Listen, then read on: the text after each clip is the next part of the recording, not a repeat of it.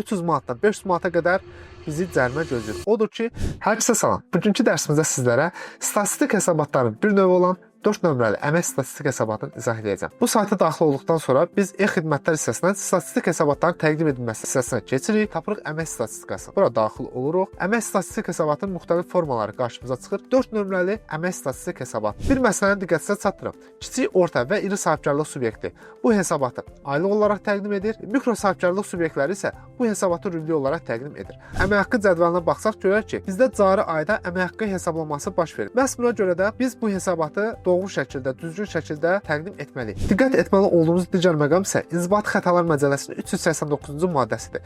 Bu maddə əsasən statistik hesabatın vaxtında verilməməsinə və ya təhrif olunmuş şəkildə verilməsinə görə 300 manatdan 500 manata qədər bizi cərimə gözləyir. Odur ki, statistik hesabatı həm vaxtında, həm də dəqiq şəkildə vermək lazımdır. Bizə yeni işçi qəbul olunubsa, həmin o işçilərin sayını bura qeyd edirəm. 11-ci sətirdə isə bizdə orta aylıq işçilərin sayını soruşur. Biz yenə bura qeyd edirik 5 nəfəri və bizdə hesablanmış əmək haqqı fondunu istəyir. Biz bura baxırıq ki, hesablanmış əmək haqqı, mükafat və məzuniyyətin cəmi bizdə elib 10.500 manat. İstehsal təqvimına daxil olduqdan sonra burada dekabr ayında aylıq iş norması 175 saatdır və bizdə 5 nəfər işçi var. Bunun hesablanma qaydası bu şəkildə olacaq. 5 nəfəri vuracam 175-ə.